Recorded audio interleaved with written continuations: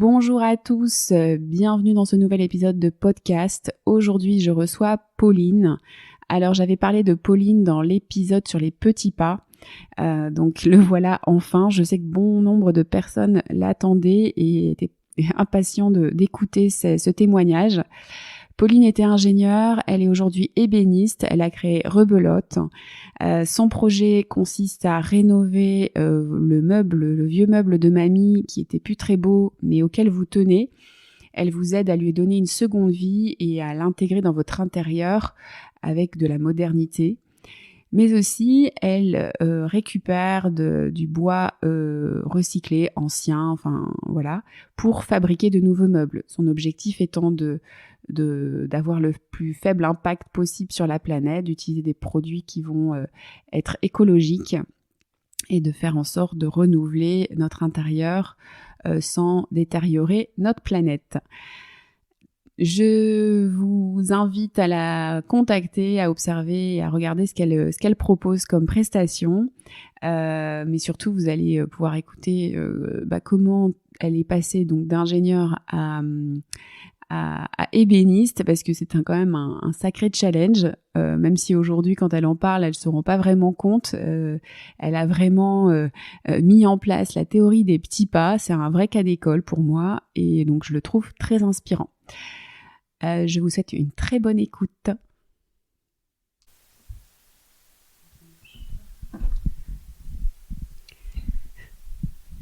Parti. Bonjour Pauline, merci d'avoir accepté. Désolée.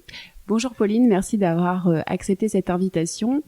Pour commencer, je te propose de te présenter de la manière dont tu le souhaites.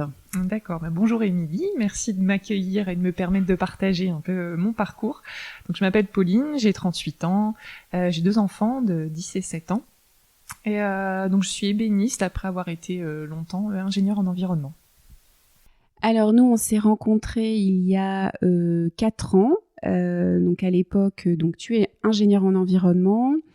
Il me semble qu'à ce moment-là, tu ne trouves plus suffisamment de sens et de concret dans ce que tu fais au quotidien dans ton activité. Tu as déjà envisagé un changement professionnel sur lequel tu es allé assez loin. Finalement, ça s'est pas fait. Et donc là, l'idée, c'est de refaire le point. Si on rétropédale un petit peu, tu es donc ingénieur en environnement. Est-ce que tu sais est-ce que tu sais nous expliquer comment tu as fait ce choix d'orientation professionnelle? Quel est ton parcours, si on rentre un peu dans le détail? Oui, donc alors à la base, donc j'ai une formation d'ingénieur en hydrodynamique, donc je voulais travailler au contact un peu de la nature. C'était le milieu marin qui m'intéressait. Donc j'ai fait mes études en recherchant vraiment une école qui pouvait me permettre justement d'étudier tout ce qui est courant marin, houle. Donc je suis partie à Nantes pour faire ces études. Donc j'ai travaillé 2 ans là-bas en tant qu'ingénieur en hydrodynamique. Donc je modélisais les courants marins, les vagues pour faire des projets portuaires par exemple ou des études d'estuaires. Et ensuite j'ai déménagé, donc on a souhaité revenir dans le nord avec mon mari. Et là donc j'ai cherché à nouveau du travail. J'ai trouvé un poste d'ingénieur en environnement et en parallèle je faisais aussi un peu d'études de risque inondation. Et donc c'est quelque chose qui m'intéressait aussi parce que moi il y a un côté valeur que je pensais retrouver finalement avec la protection de l'environnement, essayer d'avoir des projets d'aménagement qui impactent le moins possible l'environnement. Donc c'est pour ça que je me suis tournée vers ce métier. Je me suis quand même vite rendu compte des limites en fait, que ça me correspondait pas complètement parce que je passais mes journées au bureau le plus souvent, donc ça c'était pas forcément ce que je voulais. Je me rendais compte aussi, je me sentais pas forcément utile finalement. Il y avait vraiment un manque. Je me retrouvais pas en fait dans ce métier, je retrouvais pas mes valeurs.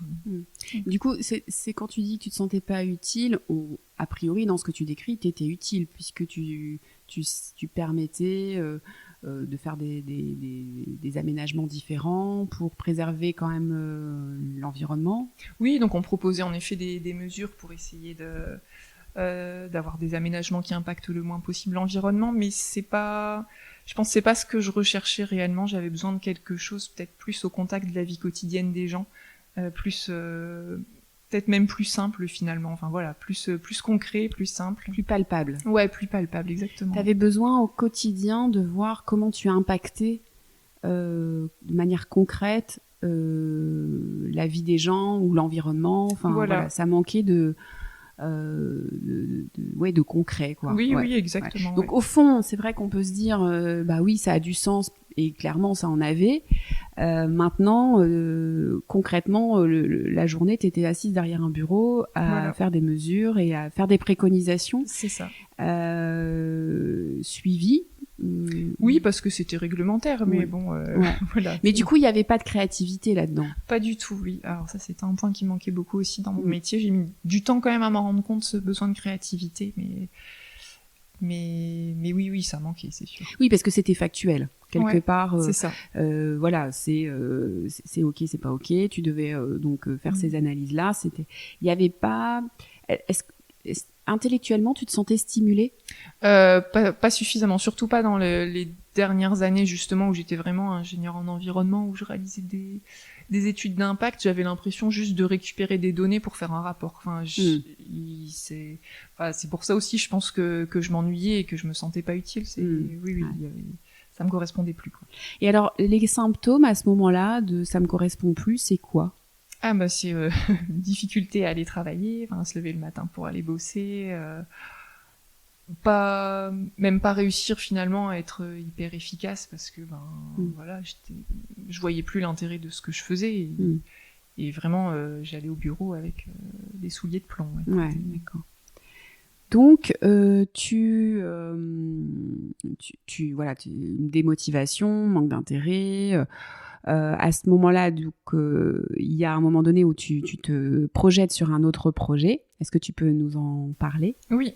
Alors, pas toujours dans l'idée vraiment d'être plus utile et puis plus au contact de la vie quotidienne des gens, en alliant donc la valeur environnement, enfin vraiment protection de l'environnement.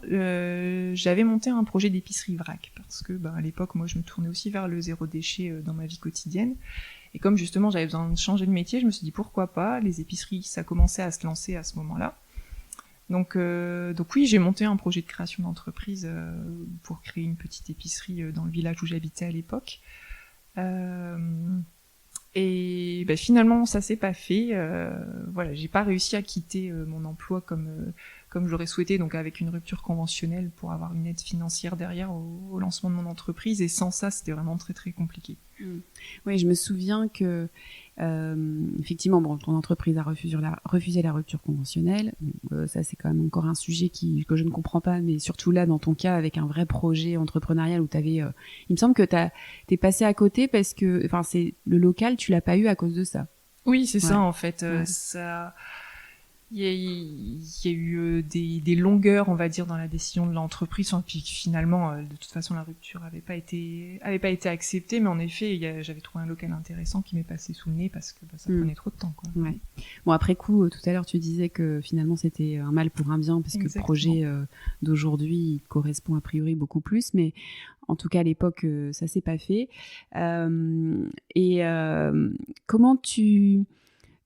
Comment tu vis après cet échec là comment ça se passe pour toi à ce moment-là ? Alors ça a pas aidé niveau motivation, forcément ça a été compliqué, oui, les mois qui ont suivi ont été difficiles, oui, pour aller travailler, donc c'est pour ça aussi que je me suis lancée dans un bilan de compétences avec toi parce que je savais que de toute façon je pouvais pas continuer à travailler comme je le faisais, il fallait que je change quelque chose. Enfin, voilà. Ouais, c'était pas possible, c'était absolument nécessaire de changer. Donc à ce moment-là, tu viens me voir. Donc il y a cette première tentative qui a pas forcément fonctionné. Et là, du coup, tu cherches à être accompagné pour aller vers un projet peut-être avec un plan d'action aussi qui sera différent, peut-être je sais pas, c'est pas plus réaliste parce qu'en réalité, maintenant, quand on sait ton projet, finalement, c'était pas beaucoup plus. Je pense que c'est même plus ambitieux finalement ce sur quoi t'es parti. Mais bon, en tout cas, voilà, tu viens me voir.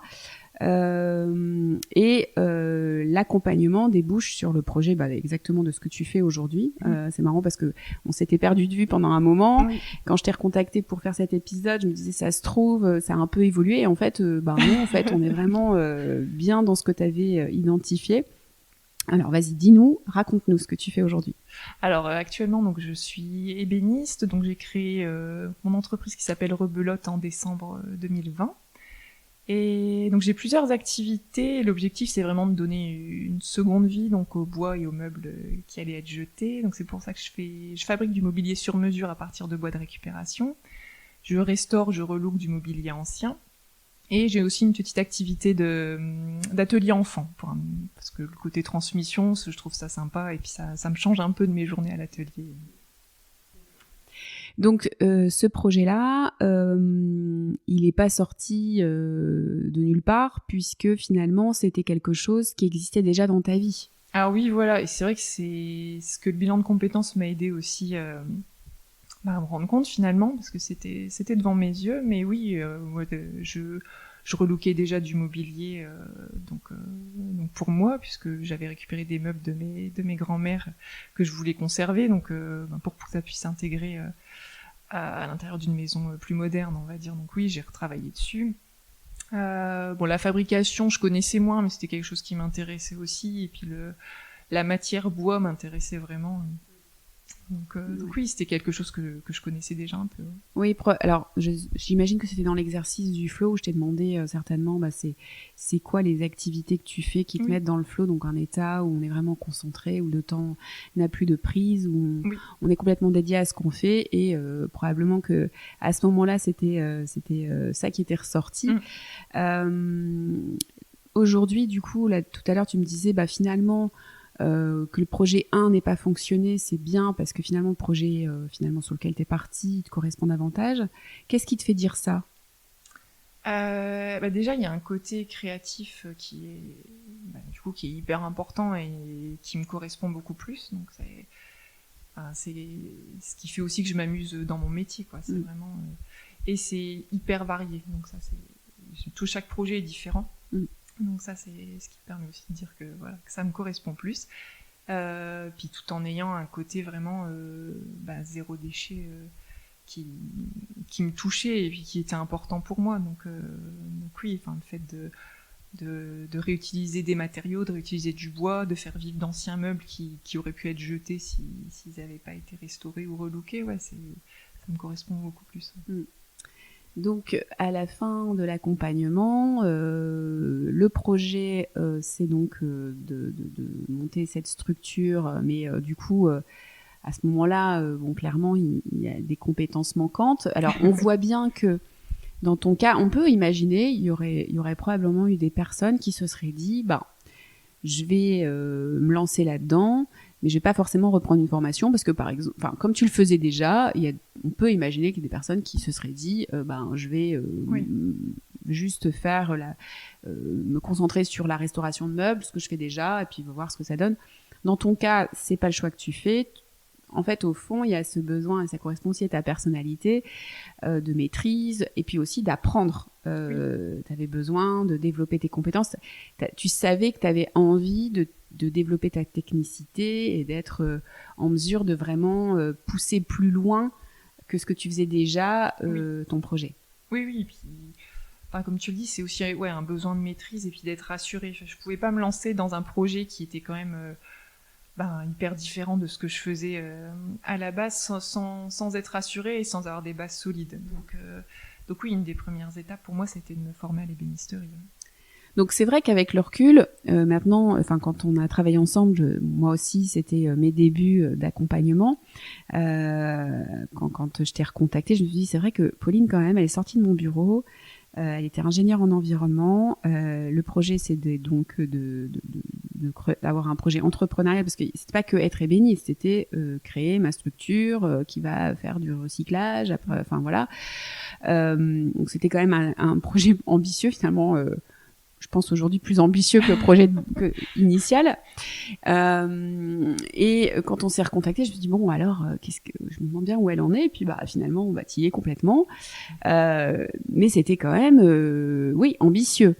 Alors c'est quoi les étapes d'après? Alors donc en effet en sortant du bilan de compétences, je me suis dit je veux faire ça. C'est vrai que c'est une bonne idée. Alors je l'ai pas vu comme quelque chose de si ambitieux que ça parce qu'en fait ça m'a paru logique. Enfin suite au bilan de compétences, je me suis dit oui en fait alors ça va pas être facile mais c'est vrai que ça me correspond. Enfin. Donc la première étape ça a été de trouver une formation pour pouvoir me former à l'ébénisterie. Donc là je me suis tournée vers les Compagnons du Devoir donc qui sont à Villeneuve d'Ascq pour pouvoir faire un CAP ébéniste en formation pour adultes. Donc là, par contre, pour pouvoir faire cette formation, il a fallu quand même trouver les financements. Et pour trouver les financements, donc je me suis rapprochée à l'époque, c'était le fonds GESIF, donc maintenant ça s'appelle Transition Pro de France. Oui, c'est ça, c'est Transition Pro. Donc pour pouvoir avoir un financement de la formation et en même temps, il me finançait aussi mon salaire. Donc je restais salariée de mon ancienne boîte. Et il me finançait mon salaire pendant le temps de la formation, donc hyper confortable du coup comme type de financement. Bon, par contre, il a fallu faire quand même un dossier, on va dire, assez solide pour pouvoir être financé. Donc c'est là que j'ai refait donc un petit business plan. Je me suis fait aider un peu de la BGE. C'est les premières fois où j'ai pris contact avec la BGE pour pouvoir avoir un petit business plan à mettre dans mon dossier. Et donc le financement a été accepté et j'ai pu démarrer mon CAP d'ébéniste du coup c'était en octobre 2019. Ouais. Ça c'est à noter, hein. C'est vrai qu'on n'en a pas forcément conscience, mais bon, c'est vrai qu'il y a des choses qui fonctionnent pas bien en France, mais il y a plein de choses qui fonctionnent bien et là-dessus on peut être vraiment aidé. Bon déjà on a la possibilité de quand on crée une structure ou quand on veut se reconvertir d'avoir effectivement aujourd'hui les 2 ans de chômage, on verra comment ça évolue, mais il y a aussi la possibilité quand on est en poste de faire financer et la formation et son salaire durant la formation. Alors on va pas être financé pour être médecin, hein, clairement. On va pas financer 8 ans d'études, mais quand c'est des formations assez courtes et qui coûtent pas trop cher, bon il y a des critères aussi qui vont rentrer en ligne de compte. Alors au moins on est diplômé, au plus on a de chance d'être financé. Bon c'est pas ton cas Pauline puisque toi t'étais quand même déjà bien diplômée, mais voilà. Et puis le dossier, au plus il va être argumenté, comme tu as pu le faire, j'imagine, au plus on a de chances d'être financé. Donc et ça, c'est vrai que ça te permet du coup de te lancer en étant formé et en ayant 2 ans derrière pour être puis bon de financer aussi la formation qui coûte quand même assez cher en général. C'est quand même pas donné, il faut avoir les fonds. Donc là, du coup, tu fais ce dossier-là, c'est accepté. Et tu as ton entreprise à ce moment-là, comment ça se passe? Alors, de mémoire, il me semble je crois qu'ils pouvaient pas refuser en fait. Alors de mémoire, je sais plus exactement. Ils peuvent. Alors aujourd'hui, ils peuvent pas refuser, ils peuvent reporter, mais ils doivent justifier ce report. Et il faut effectivement qu'ils puissent prouver que tu as un poste clé dans l'entreprise. Donc, poste clé, c'est vraiment, en gros, si elle est pas là, l'entreprise, elle est en péril. Donc, logiquement, effectivement, bon, ça arrive, hein, moi j'ai une cliente, c'est arrivé, mais ça a été reporté, donc elle a fini par la suivre, mais dans ton cas, bon, voilà, ils ont accepté. Oui, voilà, c'est ça. Donc, j'ai pu démarrer cette formation et donc passer 1 an à me former à l'ébénisterie. Donc, très bien, super intéressant. Ouais. Et alors du coup, parce que quand tu le racontes comme ça, on a l'impression que c'était facile, etc. Est-ce que c'était si simple? Parce que j'imagine, est-ce qu'il n'y a pas un peu de peur à ce moment-là? Comment ça se passe pour toi? Alors, si, il y a un peu de peur quand même, mais je me disais, bon, finalement, je risque pas grand-chose. Je suis toujours en CDI dans mon entreprise. Si ça va pas, si même je me rends compte que ça me plaît pas, c'est tout. Je reprends mon poste avant et puis on réfléchira à autre chose ensuite, quoi. Au moment de la formation, au contraire, j'étais très très enthousiaste et puis voilà, je me disais c'est des nouvelles portes qui s'ouvrent et j'étais hyper contente de retourner à l'école aussi, d'apprendre de nouvelles choses. Enfin voilà, c'était Ah non, c'était vraiment top. Ouais. Donc à ce moment-là, finalement, t'as un filet de sécurité qui te rassure. Ah oui. Globalement, en plus, c'est assez pénible d'aller bosser. Mm. Donc bon, finalement, ça te libère de cette partie-là au moins temporairement au départ. Ouais, carrément. Tu sais que tu vas avoir 1 an de souffle où tu vas apprendre des choses que tu as envie d'apprendre. Voilà. Bon, donc à ce moment-là, il y a peut-être parfois l'envie, est-ce que je vais être à la hauteur, est-ce que je vais y arriver, etc. Mais globalement, ça t'a plus envie que peur. Ah oui. Ouais. J'étais hyper motivée. Ouais. J'étais hyper motivée. Bon, donc tu démarres.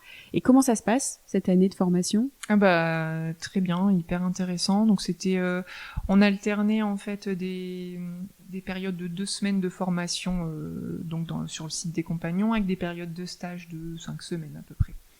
Donc ouais, en plus on a eu un super formateur, enfin vraiment appris plein de choses, c'était top. Quoi. C'était top. Ouais.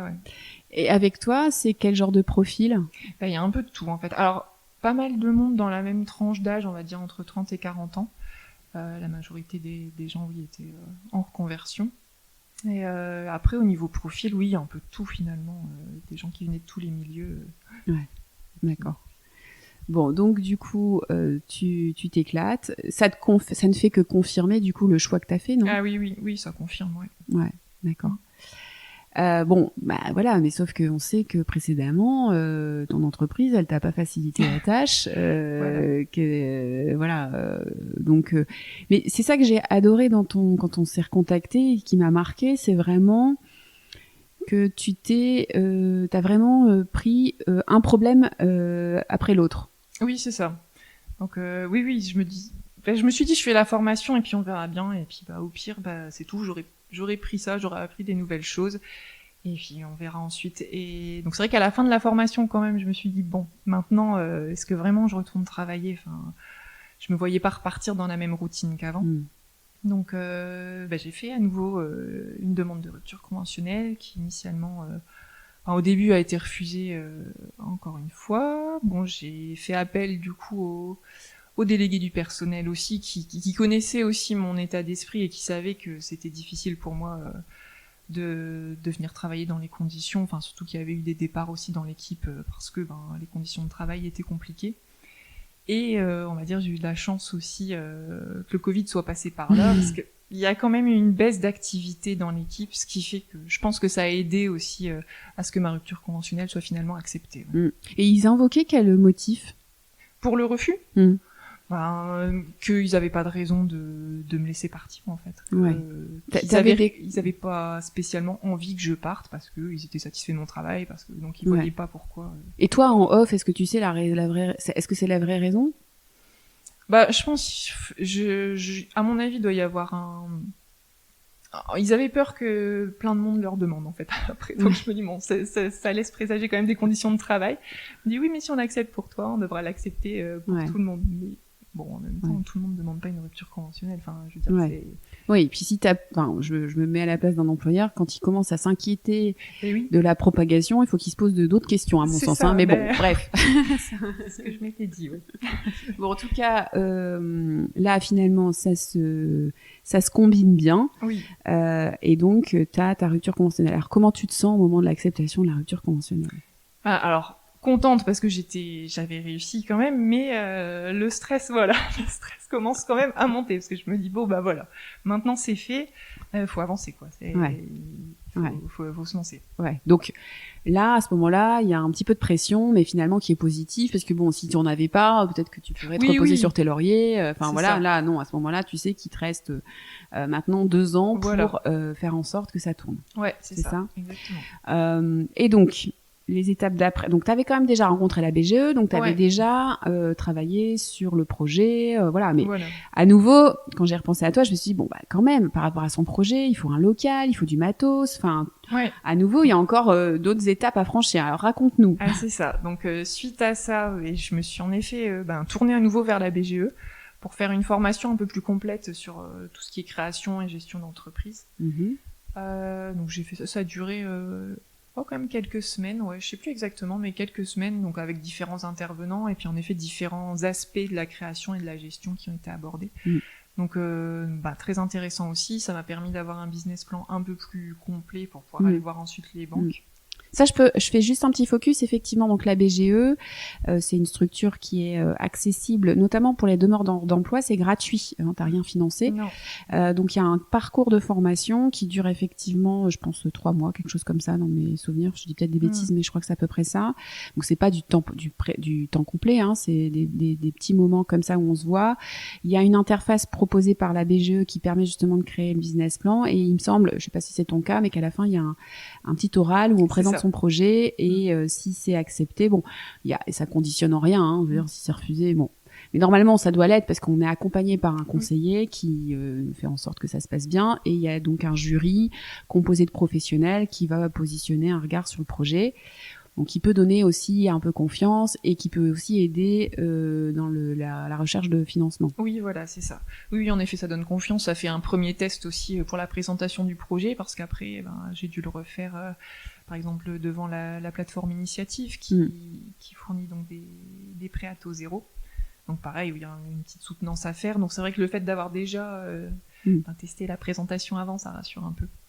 Donc oui, c'est ça. Ensuite, ça a été les demandes, les recherches de financement, donc auprès en effet des initiatives, auprès des banques aussi, la recherche de local. Donc là, j'ai eu la chance de trouver un local pas très loin de chez moi, donc un peu plus agréable que les 3/4 d'heure de route pour aller sur l'île que j'avais avant. Et donc voilà, donc après les recherches de financement, rechercher comptable, assurance, tout ça, c'est vrai que ça m'a bien aidé de faire la formation BGE parce que j'avais déjà des premiers contacts auprès de professionnels, donc eux ils ont un réseau et c'est vrai que on gagne un peu de temps, quoi. Ouais. Donc t'étais un peu encadré et du coup tu savais aussi quels étaient les jalons, les étapes à la suivre, voilà. Tu étais accompagné là-dessus, même si connaissant un peu ton profil, j'imagine que dans ta tête, tu avais quand même déjà un petit peu identifié ça en amont. Oui, je pense que je savais un peu les grosses étapes, mais c'est vrai que c'est c'est rassurant d'avoir aussi un suivi derrière et puis de bien comprendre. Enfin, c'est vrai que la formation, elle permet aussi de comprendre les termes qui sont utilisés. Enfin, après, quand on va discuter avec le comptable, ok, on comprend de quoi il parle parce que. Je donne le comptable en exemple, mais c'est vrai que ça marche pas pour plein d'autres choses où au moins on est un peu plus acteur, on va dire. Bah oui, parce qu'on on a rarement été formé à ça. Voilà. Donc il me semble, des formateurs qui vont intervenir sur l'aspect comptabilité, peut-être l'aspect droit aussi. Il me semble qu'il y a des choses aussi sur la partie commerce, marketing. Finance, etc. Enfin voilà, donc il y a des différents intervenants qui viennent pour vous accompagner là-dessus. C'est ça. Et il y a une espèce en fait, ce que j'ai aussi observé, c'est qu'il y a aussi, alors je sais pas si c'est ton cas, mais parfois avec les autres personnes qui sont accompagnées, il se crée un petit groupe aussi. Oui, c'est ça, on garde contact avec certains, en effet, c'est bien aussi, oui. Voilà, de partager, parce que quand on se lance, on se retrouve un petit peu seul. Hein, alors, voilà, donc c'est bien de pouvoir avoir des petits réseaux aussi. Des petits réseaux pour partager aussi notre état d'avancement, les difficultés qu'on peut rencontrer, d'avoir des conseils, etc. Donc ça, c'est vrai que c'est chouette aussi. Donc, du coup, là, tu vas chercher des financements, tu les obtiens. Et donc là, phase 2, les investissements, quoi. Enfin, voilà, c'est ça. Pas phase 2 d'ailleurs, ça doit être phase 5 ou 6. Mais oui, voilà. Donc une fois que j'ai les accords de financement, on peut créer l'entreprise. Bon, j'avoue que j'étais un peu surprise des délais totaux, en fait, de tout l'administratif, où je pensais créer mon entreprise bien avant ça, finalement, et enfin voilà, ça prend quand même beaucoup de temps d'aller voir les banques, d'avoir les prêts, effectivement, de pouvoir créer l'entreprise aussi au niveau administratif, quoi. Donc finalement, oui, ça a été créé en décembre 2020. Ouais, en décembre 2020. Donc là, ça va faire 2 ans en décembre, quoi. Ouais, bientôt. Et donc, raconte-nous, alors, ces 2 années, voilà, c'est tout jeune encore, hein, c'est sûr, mais comment tu vis les choses, quels ont été les apprentissages que tu as pu faire de cette période, ou les difficultés peut-être que tu as rencontrées? Alors c'est assez intense. J'étais très contente de pouvoir lancer mon entreprise, de pouvoir travailler dans le domaine du bois, de pouvoir justement réutiliser les matériaux et tout ça. Donc ça c'est top. Par contre oui, très intense au niveau travail, au niveau... Enfin voilà, on fait plein de choses en même temps, on a plein de choses en tête aussi. C'est vrai qu'en étant tout seul, du coup on gère aussi bien le commercial, la fabrication forcément, le suivi un peu compta, les devis, les plans, enfin voilà, du coup c'est assez dense, mais en même temps moi, c'est ce que je voulais aussi, je voulais pouvoir toucher un peu à tout et j'aime bien avoir un travail varié, donc là-dessus pas de souci, moi ça m'amuse. Après les difficultés, alors pour moi c'est vraiment on va dire la prospection, enfin le contact client, aller chercher les gens. Où là forcément au démarrage tout est à faire, et donc ça c'était assez intense, assez très demandeur. C'est pas ta zone de confort. Et en plus c'est pas ma zone de confort, voilà. Donc là il a fallu aussi que je m'habitue, que je prenne mes aises, que je travaille aussi sur moi, pour pouvoir avoir aller démarcher les gens justement. Donc j'ai fait des salons du coup pour me faire connaître aussi, et puis après c'est le bouche à oreille qui fonctionne bien. Et les réseaux d'autres professionnels, on va dire, parce que c'est vrai que au démarrage, je suis allée voir des tapissiers, je suis allée voir des antiquaires, donc ça m'a permis aussi d'avoir des contacts. Et donc il y a certaines personnes avec qui ça n'a rien donné, bon, c'est tout, et il y a d'autres personnes avec qui par contre ça fonctionne bien et ça me ramène du boulot régulièrement. Donc petit à petit ça se met en place. Et alors du coup, oui, là il a fallu donc parce que souvent, c'est vrai que quand on se lance dans un métier, que ce soit comme le tien très concret, etc., ou même des personnes qui sont, je sais pas, sophrologues ou dans des métiers de ce type-là, vont dire, moi, j'ai pas fait ça pour être dans la partie... Enfin, c'est pas mes compétences, quoi, le côté commerce, etc. Pourtant, c'est vrai que c'est des compétences d'entrepreneur. Donc, c'était pas nécessairement celle que tu avais au départ. Donc, ça t'amène à sortir de ta zone de confort. J'imagine aussi à développer ton assurance aussi. Qu'est-ce que tu... Oui, c'est ça. Au fur et à mesure, c'est vrai que j'apprends en fait sur le contact avec les clients. J'ai dû travailler sur moi pour même tout ce qui est prix, parce que c'est pas facile d'annoncer un prix, de se dire voilà, mon travail il vaut tant. Et donc ça s'est fait petit à petit. J'ai pris un peu plus d'assurance là-dessus. J'ai pris de l'assurance aussi pour dire ça je le sens pas, on va pas le faire, ou on va pas le faire comme ça, parce que j'ai eu des expériences qui m'ont montré qu'il valait mieux dire directement au client non, ça va pas fonctionner, on va pas le faire, plutôt que me casser la tête derrière et pour un résultat qui sera plus ou moins satisfaisant. Donc oui, ce que je comprends, c'est que tu as appris à faire confiance à tes compétences finalement, parce que quand tu voyais un client te demande tel travail et que tu sais que ça va soit pas rendre, soit que ça va pas être idéal, etc. Peut-être au début tu voulais t'adapter à ce qu'il te demandait, voire te suradapter, on pourrait imaginer, et ce qui pas forcément chouette à la fin, ni pour toi, ni potentiellement pour le client. Aujourd'hui, t'es plus affirmé, tu sais dire, non, moi je vous conseille vraiment pas de faire ça. Moi, si vous voulez faire ça, allez voir quelqu'un d'autre. Moi, je pense que c'est ça qu'il faut faire. Et puis finalement, ça, c'est mieux pour toi et pour le client, j'imagine. Voilà, c'est ça. Alors, j'ai encore du travail à faire, mais je commence à être plus sûre de ce qu'on peut faire, et puis de ce qu'il vaut mieux pas faire. Donc, oui, c'est ça. Petit à petit, je développe ces compétences-là. Ouais, d'accord. Donc les difficultés potentielles, c'est forcément les sorties de zone de confort, mais au final c'est aussi ça qui te fait grandir. Voilà. Qu'est-ce qui est entre guillemets kiffant aujourd'hui? Moi je suis contente de pouvoir on va dire mener ma barque un peu comme je l'entends. Travailler donc dans un métier manuel, et en même temps me creuser la tête pour trouver des solutions pour avoir le meilleur rendu au final, la restauration la plus sympa. Donc non, je m'amuse vraiment. Ouais, le fond de ton métier, ce que tu fais au quotidien, c'est passionnant, ça te plaît, ça te stimule, complètement. Ça nourrit tes besoins. Il y a pas de problème à ce niveau-là. Ah non, c'est ça. Je m'amuse bien. Tout va bien. En plus je fais des projets hyper variés, quoi. Je fais pas deux fois la même chose. Donc c'est quoi justement un projet type? Enfin, décris-nous quelques projets que tu as actuellement. Alors en ce moment, j'ai un beau projet de restauration d'un lot de meubles pour une maison qui est en train d'être restaurée dans le style des années 50, comme elle était à l'origine. Donc, d'accord. le client souhaite la remeubler comme elle l'était aussi. Donc là, j'ai pas mal de meubles à restaurer. Donc ça, c'est cool, c'est hyper intéressant. Et le fait d'avoir justement un gros lot de meubles de la maison, enfin un ensemble en fait, c'est sympa. Après, et ce client-là, tu l'as eu comment? Eh ben justement par contact grâce à un tapissier avec qui je travaille. D'accord. Donc c'est pour ça que je disais le réseau en fait c'est hyper important, parce que sinon je touche beaucoup les particuliers, mais là pour le coup je touche un professionnel et bon, c'est sûr que c'est là qu'on. Mais oui, c'est intéressant. C'est plus intéressant. Voilà, on sait que que ça peut revenir du budget derrière. Il y a du budget, on peut avoir d'autres projets. Donc non, c'est super intéressant. Après pour les particuliers, c'est hyper varié. Enfin comme je fais du mobilier sur mesure, j'ai fait pas mal de meubles télé, par exemple, des bureaux. Alors, forcément Covid, télétravail. Il y a pas mal de personnes qui ont souhaité s'aménager un petit coin bureau. Donc là j'ai fait soit de la restauration de bureau ou de la création en fonction.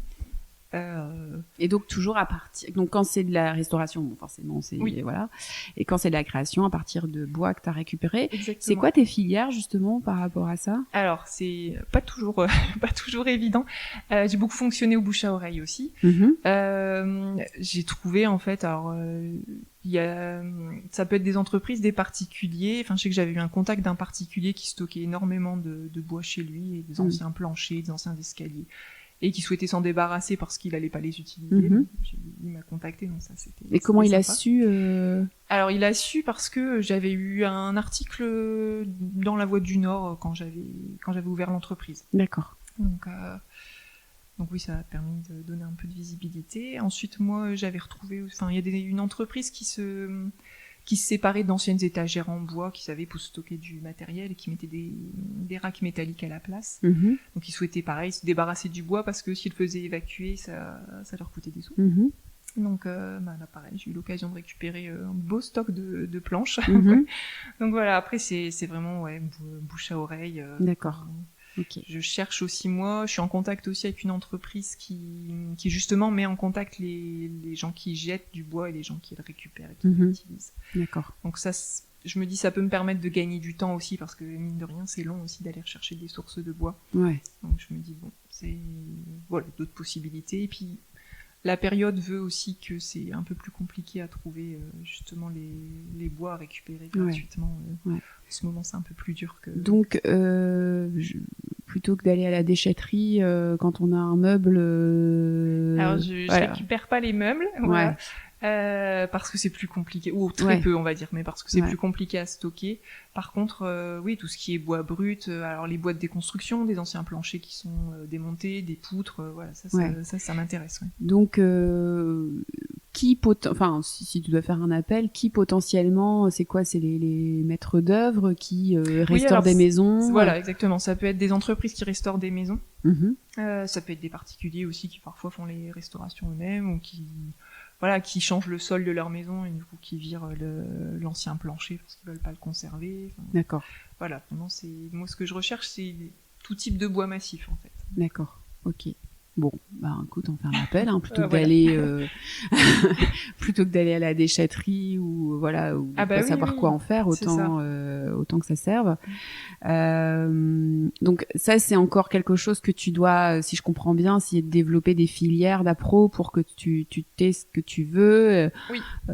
C'est ça. Voilà. Et sans perdre trop de temps. Voilà, c'est ça. C'est encore un point en effet de développement. Ouais, d'accord. Donc là, t'as des beaux projets.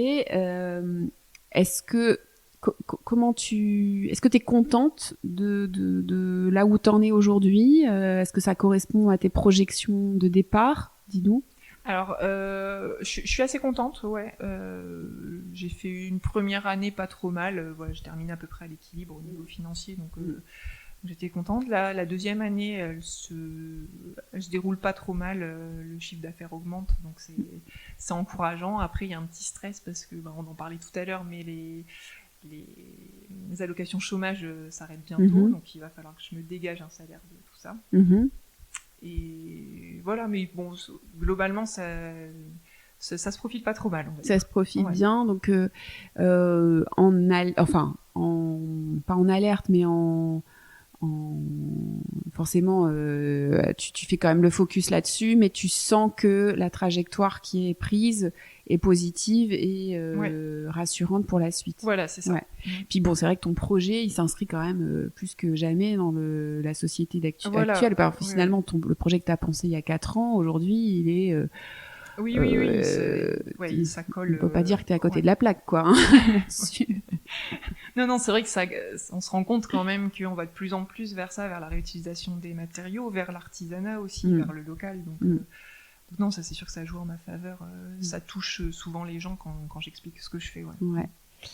Qu'est-ce que, si tu avais une baguette magique pour qui est quelque chose que tu souhaites avoir arrive pour développer ton entreprise, ce serait quoi? Je sais pas si elle est claire ma question. Si, elle est claire. Ce serait... Bah tu vois, je sais même pas trop... Non, ce qui... Juste un peu, on va dire peut-être plus d'aisance pour aller me vendre et puis pour aller prospecter les clients, ouais, peut-être. Ouais. Et donc, ce serait concrètement, quand tu dis plus d'aisance pour aller prospecter des clients, aujourd'hui, tu as tendance à le faire quand t'as pas trop le choix ou tu procrastines un peu pour le faire? Voilà, c'est ça. Comme c'est pas la partie que je préfère, oui, c'est sûr que c'est des trucs que je reporte et il faut pas. Ouais. Mais oui. Ouais, d'accord. Donc c'est pas vraiment une baguette magique, c'est pas quelque chose qui vient de l'extérieur, c'est plutôt de l'intérieur. Tu sens que là, ce qu'il faut que tu développes chez toi, c'est ce que tu as déjà su faire, du reste, mais le faire un peu plus et un peu plus souvent. Oui, non, mais je me suis déjà, je pense, j'ai pas mal travaillé sur moi là-dessus, donc ça avance, mais voilà. Il faut Et si tout va bien, dans 3 ans, Rebelote, ça ressemble à quoi? Ça ressemble à un atelier d'ébénisterie sympa. Alors, j'ai pas spécialement, j'ai pas encore de projet d'embauche ou quoi que ce soit. Alors peut-être, je me dis ça peut être bien d'avoir un apprenti ou quelque chose. Moi j'aime bien le côté aussi transmission et puis apprentissage. Donc pourquoi pas peut-être dans les années qui viennent si c'est possible, oui. Ouais. Donc je compte pas m'agrandir, c'est pas l'objectif. Ouais. J'aime bien travailler seul ou en petit groupe, on va dire. Ouais.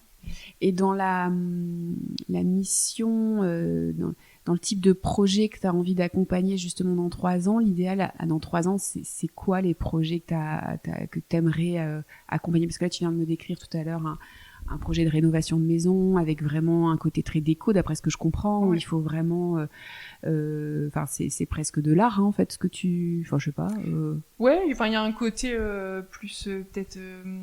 un peu historien, c'est un peu trop gros, mais c'est vrai que on est accompagné justement par des historiens pour savoir comment étaient les meubles à l'époque. Donc ça, moi, c'est des choses qui m'intéressent vachement. Ouais, on voit que sur ce type de projet, ça devient vraiment très précis, encore plus technique, avec bon, là, on va faire le pont avec le début de l'entretien où tu me parlais d'archéologie. Enfin, il y a quand même... oui, parce qu'il y a aussi des recherches de teintes à faire pour être raccord avec ce qu'ils avaient à l'époque et tout ça. Donc, non, moi, c'est des trucs qui m'amusent. Oui. Ouais, donc... pas que ces projets-là, mais si ce type de projet se développe, alors là, ce serait... C'est top, Puis la restauration, c'est tellement intéressant aussi, en fait. C'est vraiment s'intéresser au meuble, comment il a été fait, pour voir ce qu'il faut refaire, ce qu'il faut... c'est toute une recherche qui est hyper intéressante. Ok, bon, du coup, on a posé les choses. Après, la fabrication m'intéresse aussi. Ce que j'aime bien, c'est que j'ai un équilibre entre les deux. C'est vrai que au niveau projet, j'ai à peu près la même quantité en restauration, en fabrication, et c'est sympa aussi, d'essayer de décoder la demande des clients pour pouvoir faire un meuble qui leur correspond. C'est hyper sympa aussi. Super. Encore une petite question sur ton équilibre vie pro vie perso, parce que il me semble que c'était quelque chose d'important aussi pour toi. Ça faisait partie des critères importants, notamment parce que c'était pénible la route, comment ça se passe aujourd'hui? Alors j'ai la chance, on va dire, en étant à mon compte, d'avoir un emploi du temps un peu plus flexible ça n'était avant. Donc ça aide pour l'équilibre. Après, c'est vrai que il y a une bonne quantité de travail quand même, mais que je module. J'essaie de garder quand même la priorité pour les enfants, la vie de famille. Mais oui, c'est un équilibre, quoi. C'est pas toujours simple. Je te pose la question parce que j'imagine, je peux imaginer. Oui. En plus, comme t'es passionné par ce que tu fais, en fait, ça peut être difficile parfois de s'arrêter. Oui, et puis, clairement, on y pense tout le temps, en fait. Hein. C'est vrai que quand on est sur un projet, on est toujours en train de calculer comment on va faire tel ou tel truc. Oui, ça c'est... On peut pas s'empêcher. Ouais. Mais c'est positif. Mais c'est positif, oui, c'est positif. Mais c'est vrai que parfois, parfois ça peut un peu empiéter sur notre présence au quotidien, le week-end. C'est à ça qu'il faut faire attention. Savoir un peu couper. Donc là-dessus, t'es en apprentissage. Voilà, c'est ça. C'est ça. Voilà. Est-ce que comment tu progresses? Bon, on a déjà évoqué ça, parce qu'on voit que rien qu'en faisant tu progresses tous les jours, mais est-ce que tu as des techniques pour progresser Alors, en effet, j'apprends beaucoup avec les projets qui sont toujours différents. Après, je pose les questions à ceux qui savent, on va dire. C'est vrai que j'ai gardé des bons contacts avec mon formateur des compagnons. Et j'ai des bons contacts aussi avec des antiquaires et tout ça. Et c'est vrai que quand j'ai une question particulière, je vais la poser. Parce que, il faut, c'est des gens qui ont de l'expérience, qui savent justement. Et oui, dans ces cas-là, j'hésite pas à me tourner vers eux pour avoir des réponses, des conseils. D'accord. Donc là, qu'est-ce qu'on peut te souhaiter pour les mois à venir? Plein de beaux projets qui rentrent, ce sera pas mal. Des beaux projets qui ressemblent un peu à ce qu'on s'est dit tout à l'heure, ce serait super. Ah oui, ce serait top. Très bien. Merci beaucoup, Pauline. Merci à toi. Et voilà, j'espère que cet épisode vous a plu autant que j'ai pris du plaisir à l'enregistrer. Donc maintenant, c'est à vous. Je vous remercie de relayer cet épisode autour de vous. Je vous invite aussi à vous abonner à ma page C'est en vous sur Apple Podcast, Spotify, votre plateforme d'écoute préférée, à commenter. Et puis, à nouveau, je vous l'ai déjà dit, n'hésitez pas à me proposer des sujets de contenu. Et je vous souhaite une agréable semaine et on se retrouve la semaine prochaine.